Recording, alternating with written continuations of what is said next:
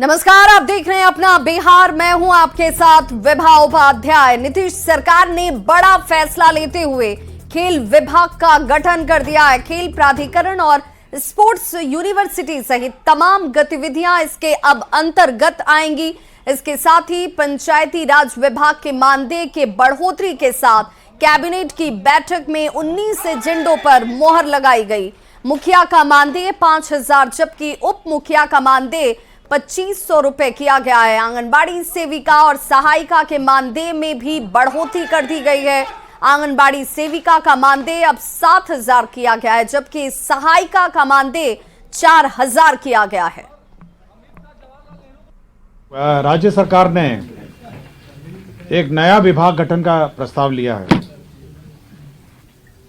इस डिपार्टमेंट का नाम खेल विभाग होगा और ये डिपार्टमेंट ऑफ स्पोर्ट्स के नाम से जाना जाएगा।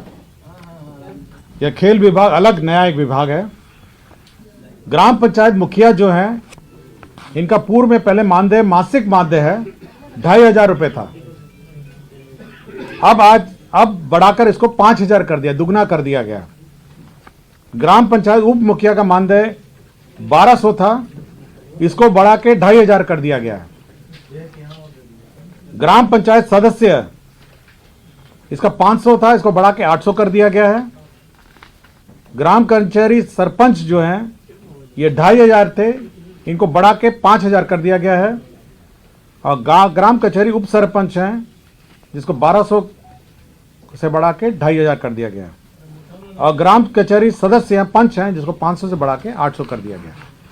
बिहार सरकार ने आज कैबिनेट की बैठक में कई महत्वपूर्ण फैसले लिए हैं। इस बैठक में सबसे महत्वपूर्ण फैसला है बिहार में नए विभाग का गठन। बिहार सरकार ने खेल विभाग का गठन कर दिया है, जो डिपार्टमेंट ऑफ स्पोर्ट्स के नाम से जाना जाएगा।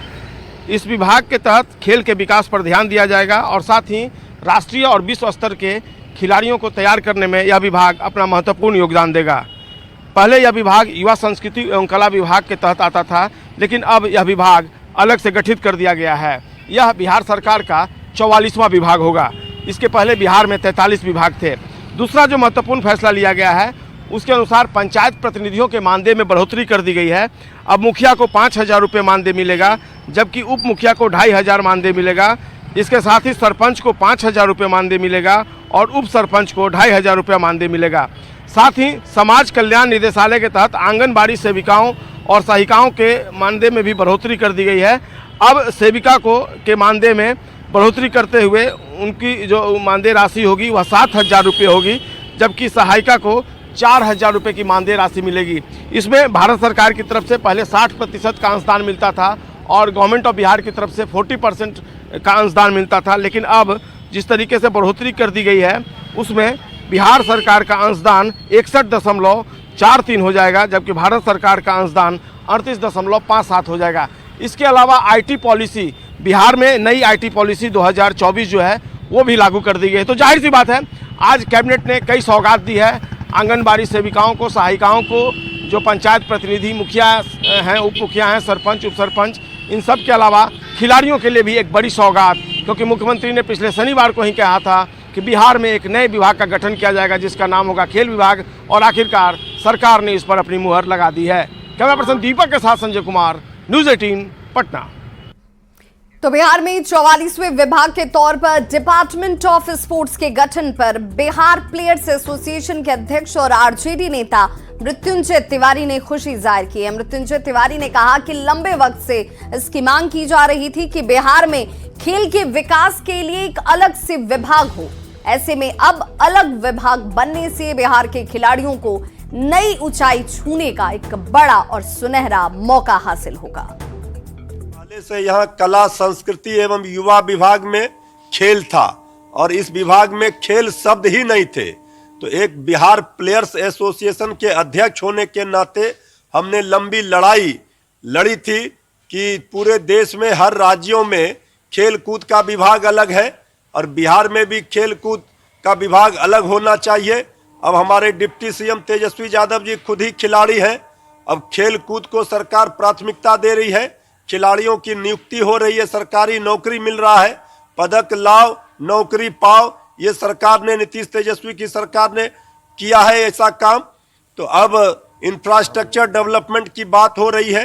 अब खेल कूद में भी बिहार पूरे देश में अव्वल होगा।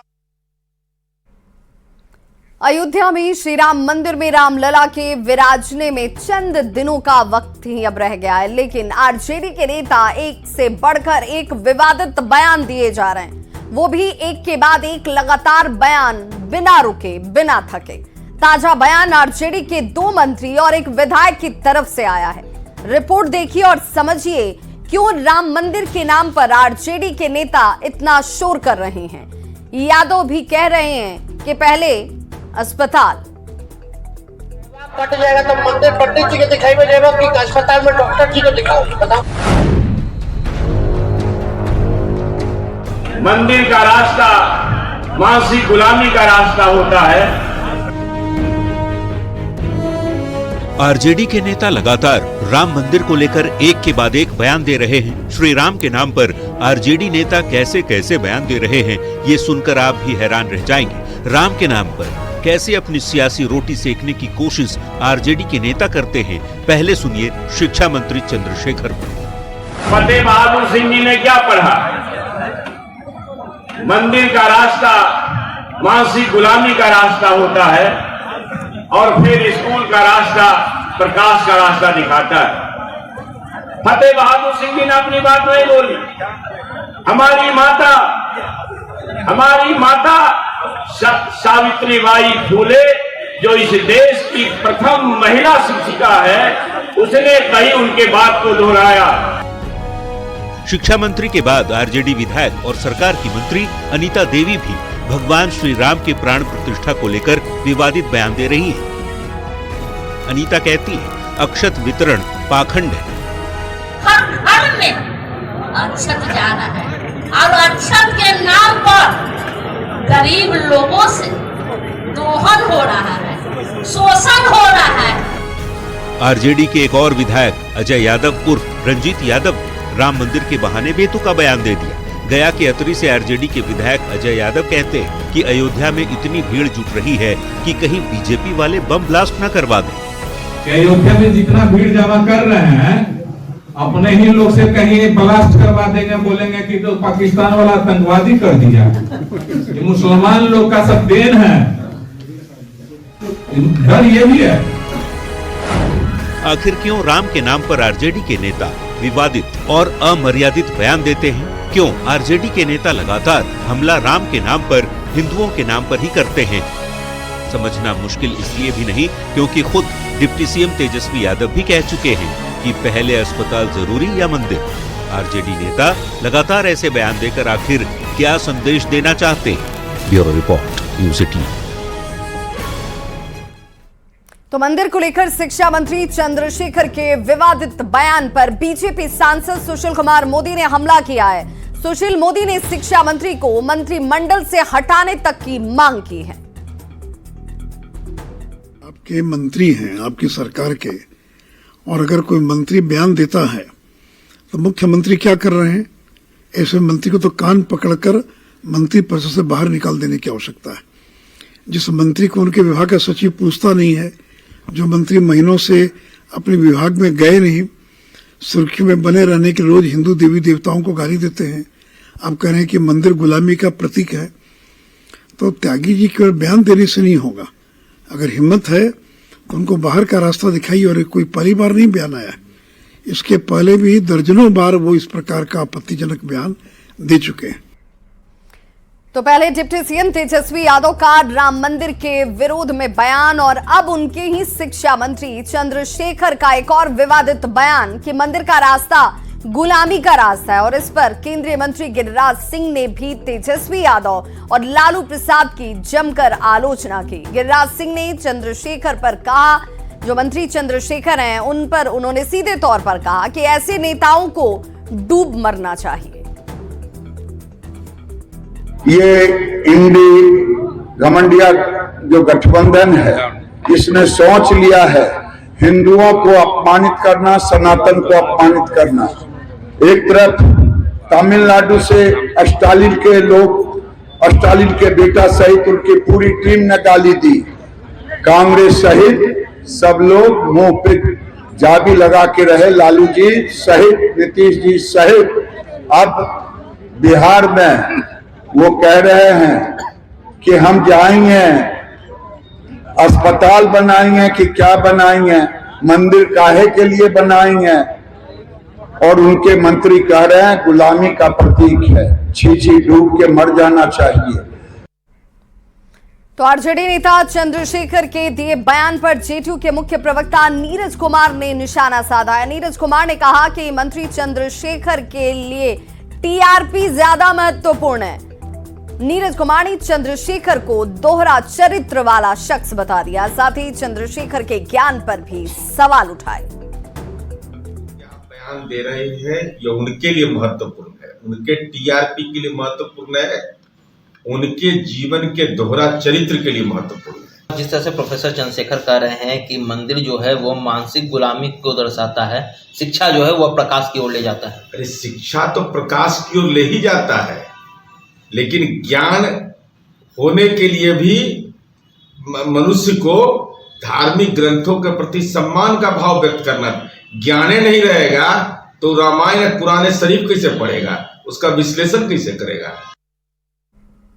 लोकसभा चुनाव से पहले इंडी गठबंधन में शामिल पार्टियों के बीच अब सीट बंटवारे पर कोई फैसला अब तक नहीं हो पाया है। इस बीच सीटों पर फंसे पेच के बीच जेडीयू ने कांग्रेस को लेकर अपने तेवर बेहद कड़े कर लिए हैं। पार्टी नेताओं ने यह साफ कर दिया कि मौजूदा 16 सीटों के साथ ही दूसरे नंबर पर जिस एक सीट पर जेडीयू रही थी, यानी कि वो किशनगंज सीट, वहां उस सीट पर कोई समझौता नहीं किया जाएगा।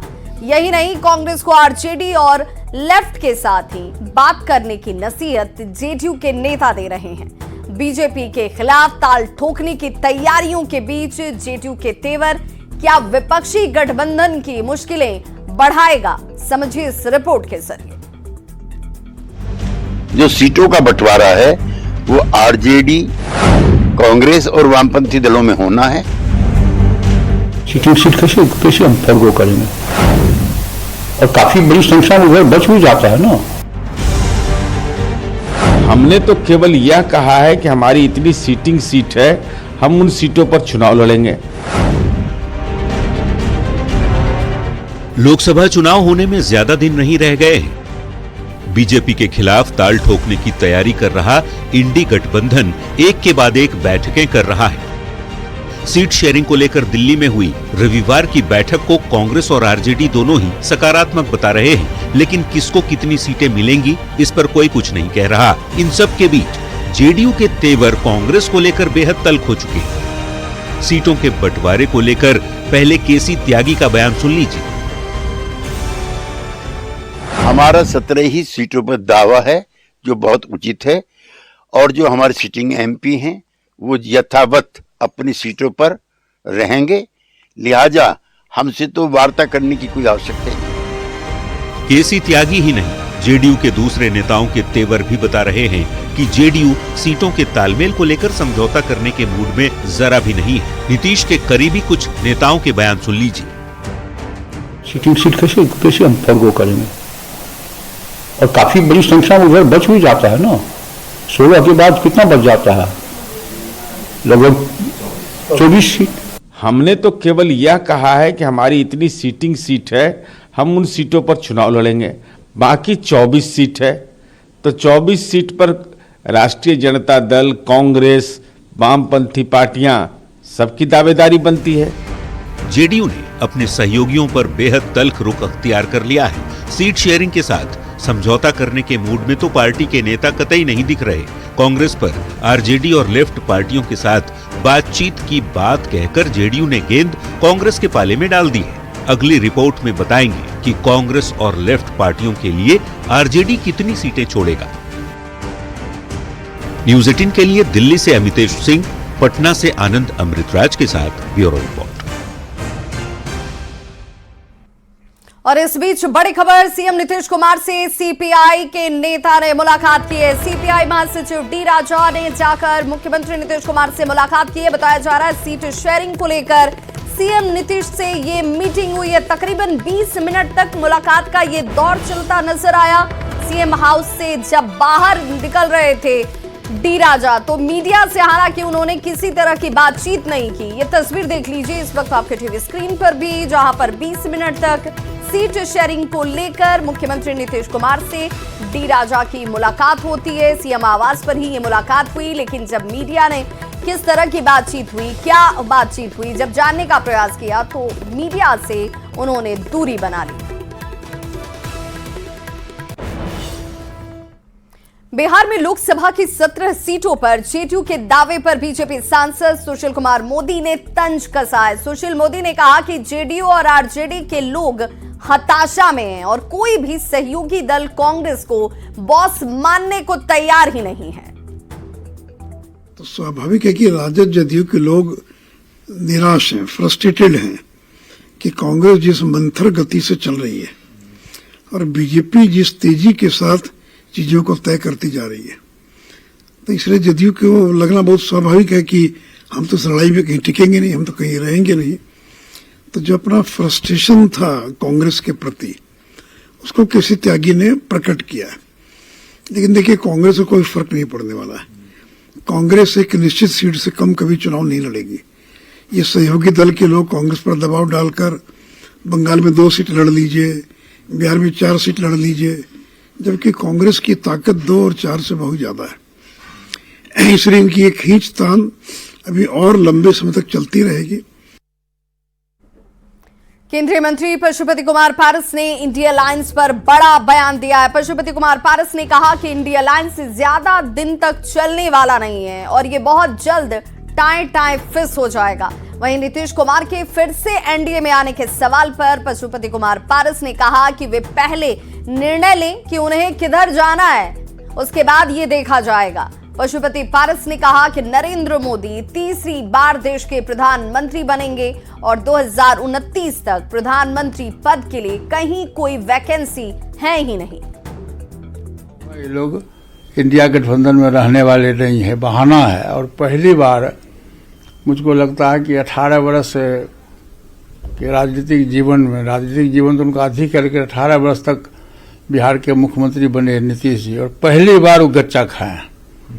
किसी के बहकावे पर उन्होंने एनडीए गठबंधन से नाता तोड़ के और आरजेडी गठबंधन में वो गए, और पहली बार उनको अब उनका दिमाग जो है सो काम नहीं कर रहा है कि हम एनडीए गठबंधन में रहें या आरजेडी गठबंधन में जाए। इसलिए वो लंबी चौड़ी बात जदयू के लोग कर रहे हैं। हम तो बार बार ये कह रहे हैं कि 2024 का जो लोकसभा का चुनाव होगा उसमें प्रधानमंत्री पद की वैकेंसी नहीं है। तीसरी बार 2/3 बहुमत से नरेंद्र मोदी के नेतृत्व में सरकार बनेगी। इसलिए इंडिया गठबंधन जो है ये बीच में ही टाई फिस हो जाएगा। नीतीश कुमार का इधर स्वागत करेंगे सर आप एनडीए गठबंधन में अपने यहाँ? पहले तो डिसीजन तो लें, उसके बाद ना होगा। पहले फैसला तो करें कि क्या करना है, उसके बाद देखा जाएगा। आप स्वागत करेंगे, आप सहमत हैं? पहले फैसला लेने दीजिए उनको, फैसला होने के बाद ही हम कुछ बताएंगे। और बड़ी खबर इस वक्त आ रही है मोतिहारी से, जहां पर पुलिस टीम पर हमला किया गया है। अतिक्रमण हटाने गई पुलिस टीम को निशाना बनाया गया है। पुलिस टीम पर पथराव किया गया है। राजस्व अधिकारी सहित 6 पुलिसकर्मी घायल बताए जा रहे हैं। नगर परिषद के कार्यपालक पदाधिकारी की गाड़ी और जेसीबी का शीशा इस पथराव में क्षतिग्रस्त हो गया है। फिलहाल घायलों को अनुमंडलीय अस्पताल में इलाज के लिए भर्ती कराया गया। ढाका प्रखंड के गही पंचायत के विक्रमपुर गांव की यह घटना, जहां पर अतिक्रमण हटाने के लिए पुलिस टीम जब पहुंची तो वहां लोगों ने पथराव शुरू कर दिया, जिसमें कई पुलिसकर्मी जख्मी हुए।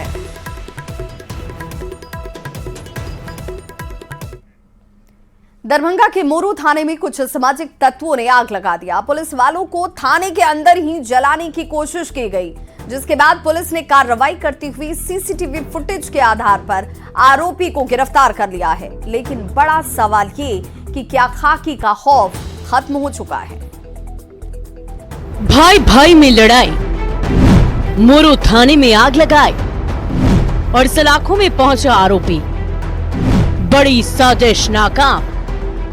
खौफ और दहशत की ये तस्वीरें किसी के घर और दुकान की नहीं है। ये खौफनाक तस्वीरें मोरू थाने की है, जहां एक आरोपी ने तेल छिड़क कर आग लगा दी थी, जिसके बाद थाने में अफरा तफरी का माहौल पैदा हो गया। पुलिस वाले आरोपी को पकड़ने की बजाय जान बचाने की जुगत में जुट गए। हालांकि बाद में आग पर काबू पा लिया गया। घटना की खबर मिलते ही पुलिस महकमे के अधिकारी मौके पर पहुंच गए और आरोपी की तलाश में जुट गए। थाने में लगे सीसीटीवी कैमरे में कैद आरोपी की तस्वीरों के जरिए उसकी शिनाख्त की गई और महज कुछ ही घंटों में उसे धर दबोच आ गया। तस्वीरों में दिख रहा यही वो आरोपी है जिसने थाने में आग लगाने की हिमाकत की थी, जिसका नाम धर्मेंद्र ठाकुर है, जिसके पास से पुलिस ने एक बाइक और डंडा जब्त किया है, जिसे लेकर वो थाने पहुंचा था अपने भाई की तलाश में। इसकी गिरफ्तारी कर ली गई है। पूछताछ में इसने अपना अपराध भी स्वीकार कर लिया है। जो हमें अभी तक पता चला है, इसके ऊपर मधुबनी जिला में संभवतः एक केस है, उसके बारे में हम लोग पता लगाने की कोशिश कर रहे हैं।